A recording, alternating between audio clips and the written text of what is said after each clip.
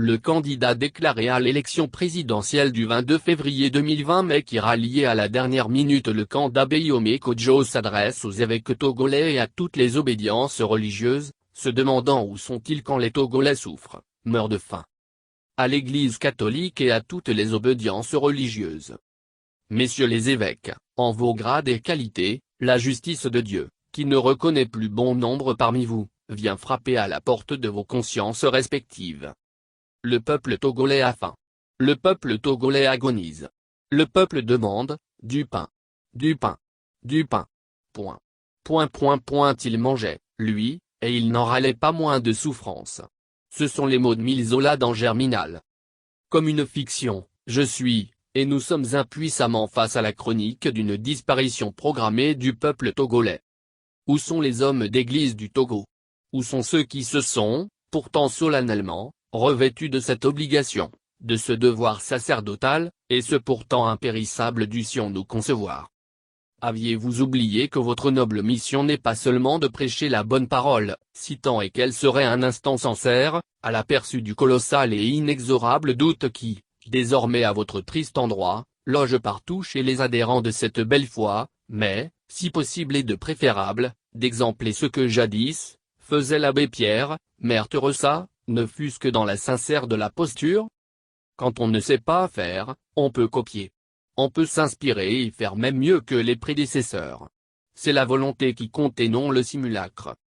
Si un citoyen quelconque, un citoyen de base commune comme moi vient à s'abonner à une telle lamentation, c'est que face à l'échec des pouvoirs publics de tous horizons, il faudrait que nous fassions quelque chose de palliatif si ce n'est dans l'idée définitive de détruire la misère.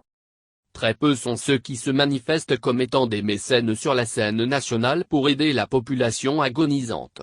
Et nous devons tous unanimement saluer ceux qui, malgré les difficultés, le font. Et cette minorité commensale. Et si copieusement nantie. Et si obèse, si grasse de bonnes choses. Quelle est sa réponse? Que dit-elle? Les filles et fils du Togo veulent savoir. Les misérables veulent comprendre. Allez, dites-nous un peu. Cette énorme copulation de biens sur les vastes champs de l'indécence sociale, cela ne vous gêne-t-il pas? Une naïveté vient murmurer à mes oreilles qu'il s'agirait d'un silence presque normal. Un silence d'inspiration maléfique. Un silence de pure malversation quand toutes les richesses sont délocalisées dans les pays voisins ou dans des paradis fiscaux. Ils ne voudront jamais qu'on sache l'immensité de leurs richesses, car alors se poserait la question des origines de ces richesses. Voilà le constat amer. Voilà l'état de notre pays. Voilà ce que le clergé du Togo ne peut bruyamment dire. Voilà ce que nos hommes d'église taisent. Voilà, par exemple, des vérités qu'ils sont incapables d'assumer publiquement, et même, plus grave, devant le tribunal de leur propre conscience. Devant une telle situation, comment osez-vous encore vous prévaloir d'une mission divine? Comment osez-vous encore pénétrer dans une église? Comment le genre humain peut-il encore se fier à vous? Cher père, ce n'est pas de cette manière-là que j'imaginais la mission pastorale. Pas au niveau d'une telle démission, pas au niveau de telle défaillance d'esprit capturée par le vice du mensonge et l'avidité d'un conformisme de cour. Surtout ne pas déplaire au pouvoir politique. Dieu, c'est quoi par rapport à tous ces chefs d'État autocrates qui le narguent? Vous avez trahi votre mission pastorale. Votre seule Bible, c'est le papier fiduciaire, c'est-à-dire le fric. C'est-à-dire ce qui corrompt l'esprit et guillotine l'âme.